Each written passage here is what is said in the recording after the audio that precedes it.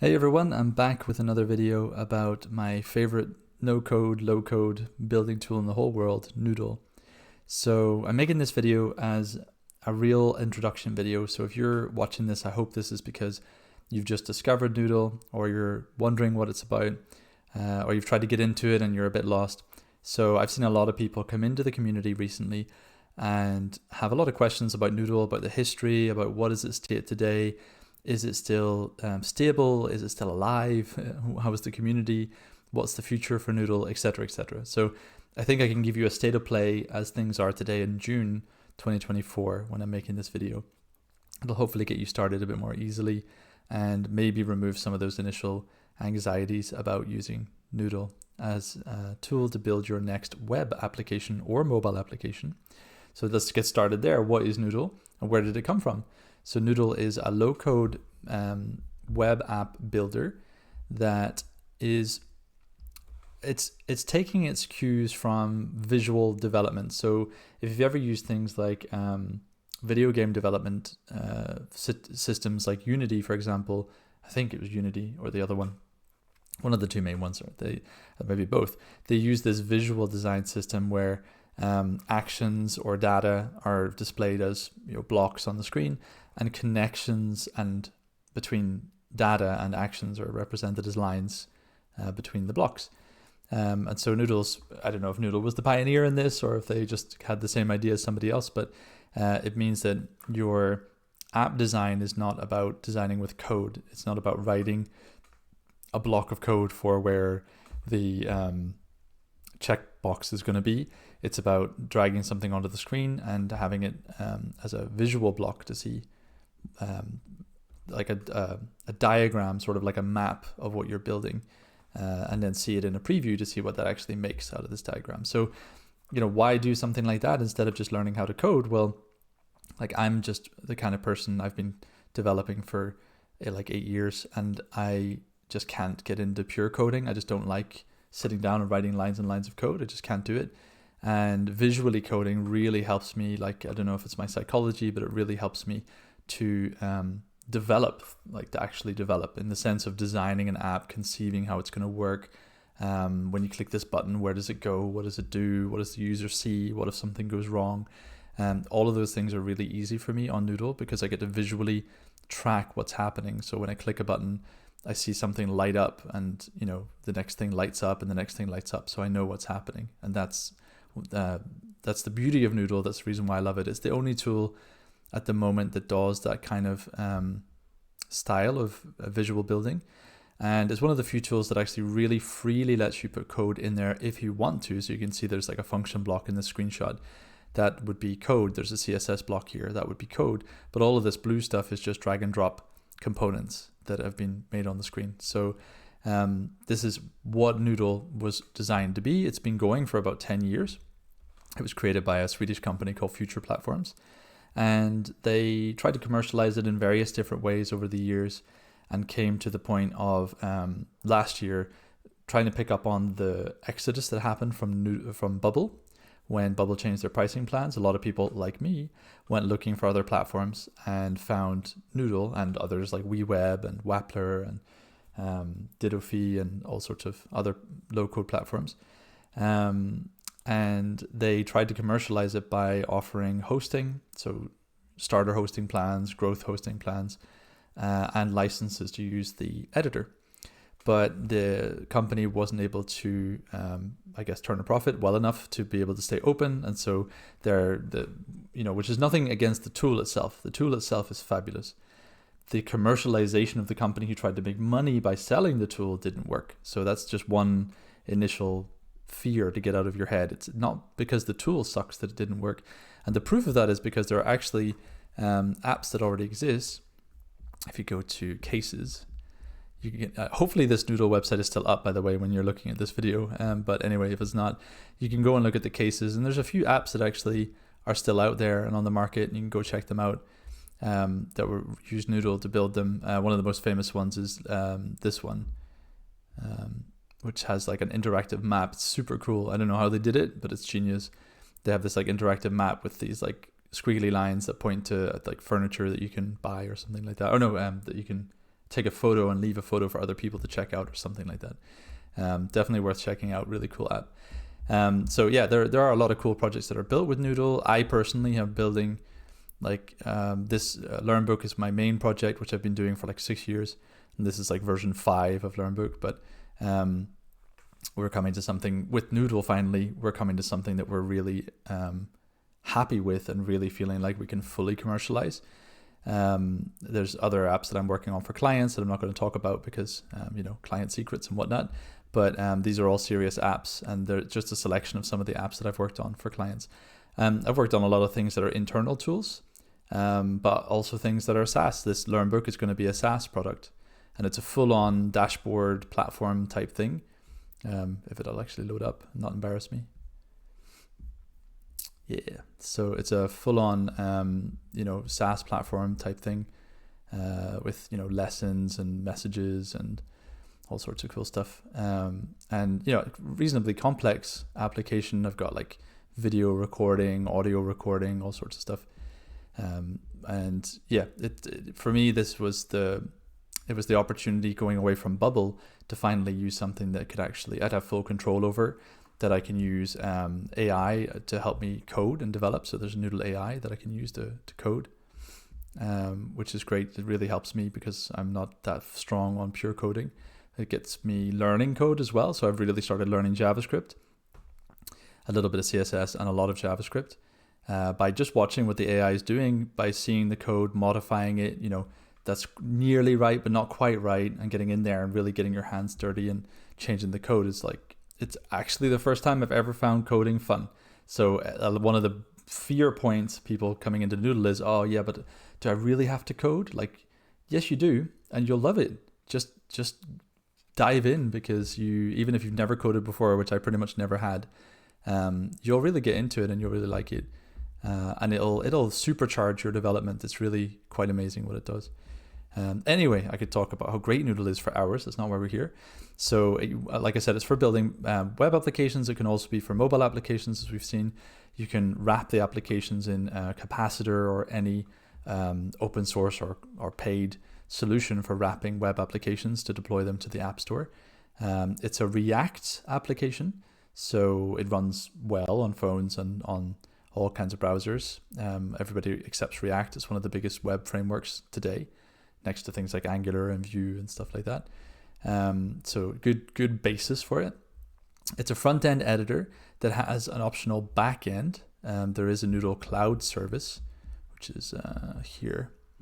So you have this like interface like a visual interface with a database that's based on MongoDB, and the interface is based on Parse, which is open source software developed by it wasn't developed by Facebook, developed by a company who sold to Facebook, and then they open sourced it. But it's a nice tool for visual backend management. There's other options, like you can use Directus, you can use Xano. There's a Xano prefab in here somewhere. You can use Xano. You can connect up your front end to Xano. You can connect up your front end to Supabase, and there's also a very elaborate template to use when you're connecting it up to Directus.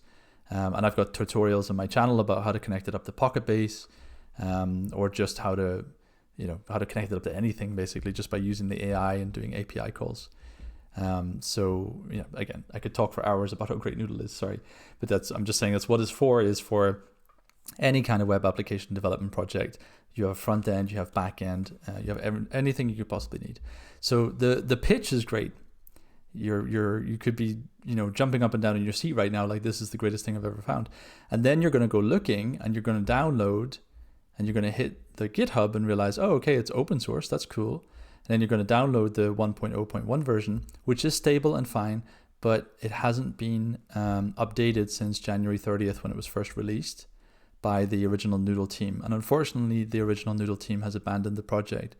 Not for any particular reason. The Noodle editor itself is great, but they had to go on and get jobs. I mean, they can't just sit around supporting an open source project all day. So what they were hoping, and what they told the community, was they're hoping that the community is going to form up to take control and to fork, which means to create a duplicate of Noodle and to keep it going. So that's what the community has done. And so as of June 2024, so 5 months later, we have 2 major forks so far. A lot of people have taken their own personal forks, and that's something I would recommend if you're building a serious project on Noodle. Fork the Noodle GitHub into your own GitHub so you can keep a copy of it forever, because it's open source GPL license. That means if you keep a copy of it, you have the version of Noodle 2024 and it's yours forever, and it will run on your computer until one day it might be obsolete in several years time or whatever. But if people maintain it, it won't be. So if we keep maintaining our forks, like what we're doing with Code Crusher, which is my fork, my creation that I did with my colleagues at the Low Code Foundation, which is a group of professional noodlers. We are all people either creating professional applications or developing client projects. We decided we would create our own fork in view of getting funding and trying to maintain and improve the original Noodle repository without going too far from what Noodle originally was supposed to do, so that people can always migrate from Noodle projects into Code Crusher if they feel that that's better for them.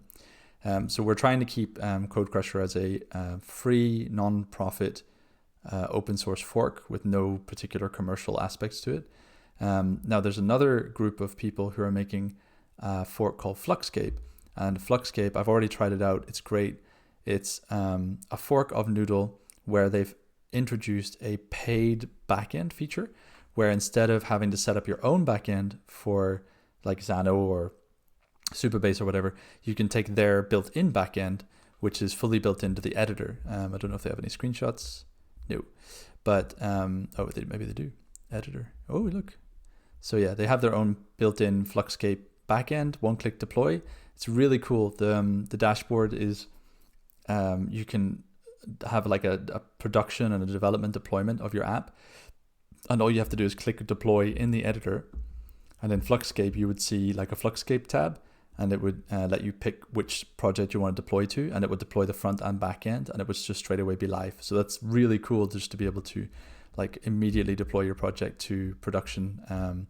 Really good for collaboration, and if you're working as a team or just if you're working alone, to have that facility to deploy the app is great.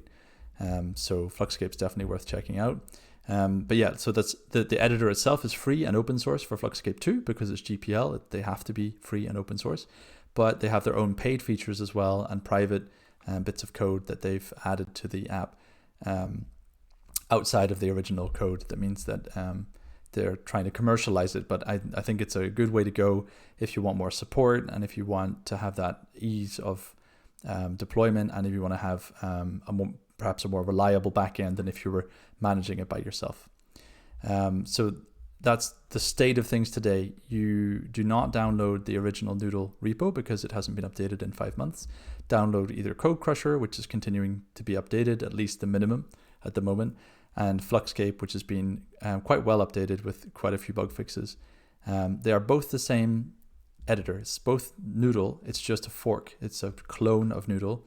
They can accept Noodle projects, so if you already have a Noodle project, it will be compatible with Code Crusher or Fluxcape. You just have to import your project folder. Just go and find your project folder, import it, and it'll appear here, and you can edit it the same as you would edit it with your other with the Noodle editor, and you won't lose anything. Take a backup of your project just in case, but you don't risk losing anything just importing it from one editor to the other, for the moment anyway, until there's major changes coming down the road. Learning Noodle is one of the biggest hurdles for people coming in. Getting started, it can be quite daunting. Once you get over the fear of like, is this actually going to survive, this editor? Yes, it is going to survive because we already have 2 forks that are doing quite well. Afterwards, then, how do I actually learn it? I would recommend, the main thing I would recommend is to do the starter pack thing. I know it's kind of like, oh, give me your email. But I do want emails so that I can keep people up to date about what's happening with Code Crusher and what's happening in the Noodle community. But also because I'll send you an email with loads of different links that I'm not going to put on my website. So you're going to have links to download Code Crusher on Fluxcape. You're going to have a Noodle starter template, which is I've published it and I'm trying to get back into improving it. It's a starter template that picks up on one of the original Noodle templates, which had like a login, sign up, password forgot workflow already in it.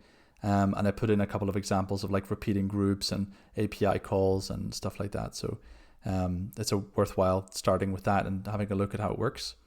The Noodle Noob handbook, something I made when I transitioned from Bubble to translate Bubble terms into Noodle. So, if you're developing a dynamic expression in Bubble that says, do a search for blah, blah, where first, or not where, first item, ID equal to, etc., etc. Then this Noodle Noob handbook teaches you the equivalent of how to do that in Noodle. So I've pretty much finished most of the dynamic expression stuff from Bubble has been translated into Noodle language. So definitely check that out. And it has some really useful components in there. Like if you need an audio recorder or if you need a rich text editor, there's like several copy paste components in there that you can put in your project, which is pretty useful. And then I've got my YouTube channel, which you're watching at the moment, but that would be a good place to keep subscribed to. You get lots of tutorials and help in all things Noodle and just keeping up to date on what's happening in the Noodle community.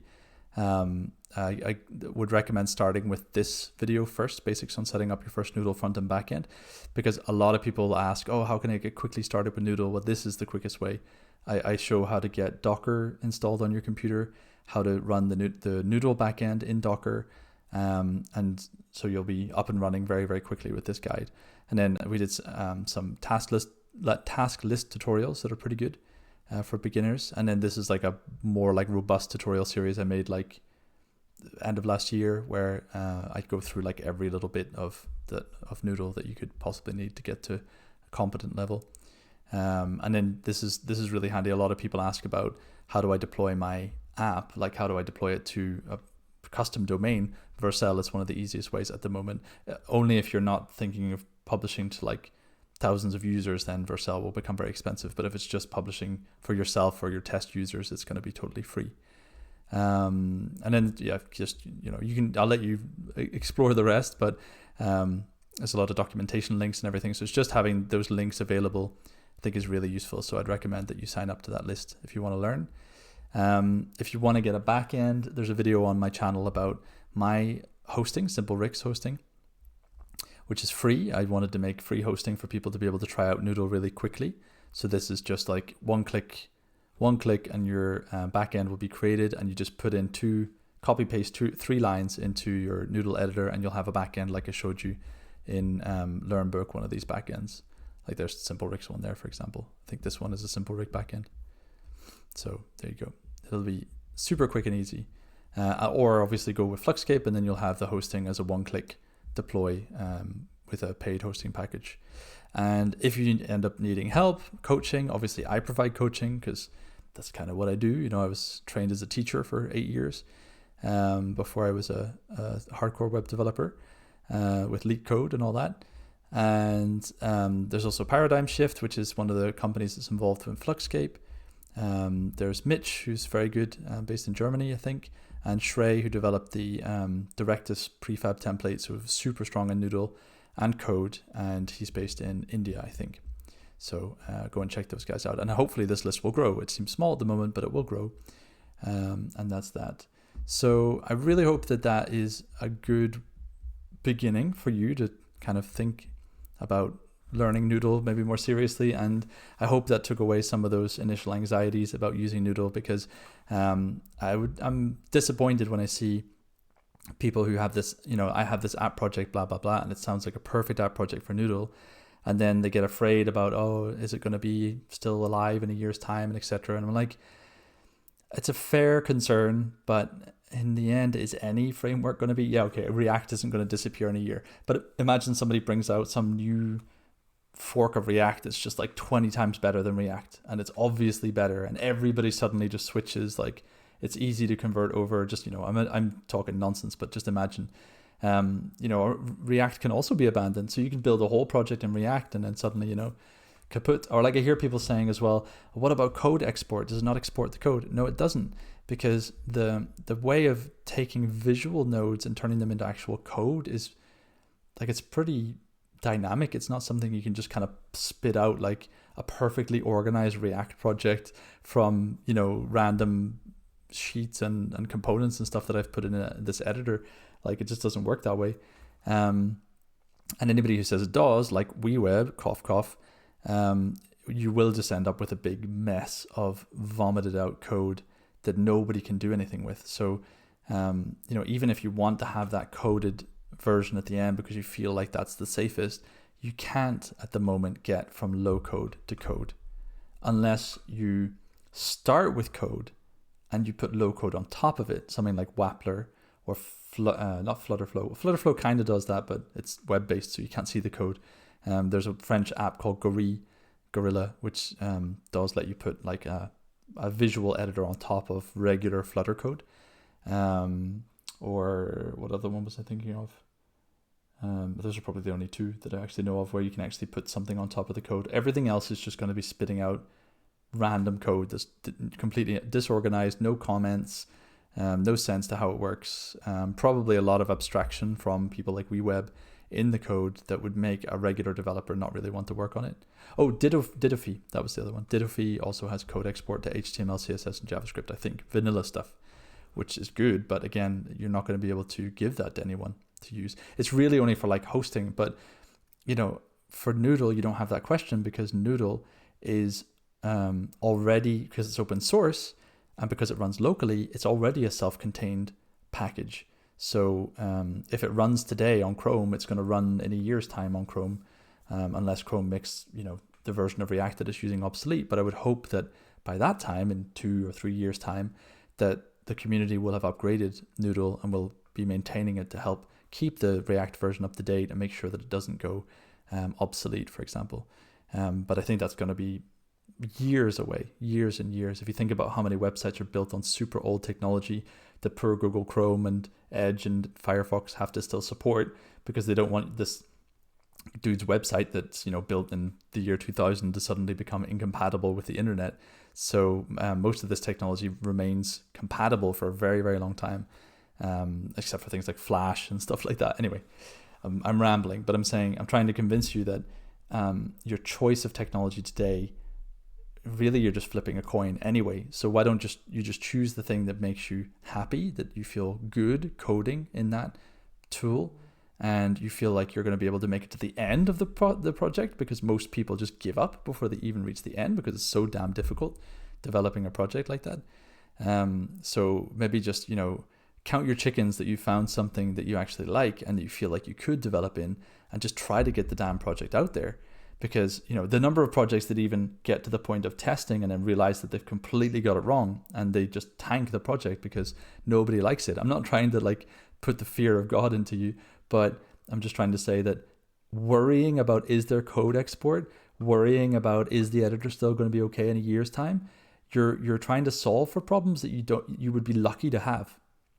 You would be lucky to be worried about if it's still supported in a year, because it means that your app has survived for a year, and that means you're in the 0.01% of all app builders. So just put that idea out of your mind, and if you like the way that Noodle works, you like it really speaks to you like it speaks to me, then just get into it and learn it. Just no time is wasted, and you will learn development techniques and principles that will serve you through all different types of coding in the future, especially low coding, obviously. But there are basic coding concepts in here too, and basic development concepts. So I really hope that this has made an impact on you. And if you're still listening after 23 minutes, you're a goddamn hero. And I hope to see you in the next video. And I hope to see you in the Noodle community very soon.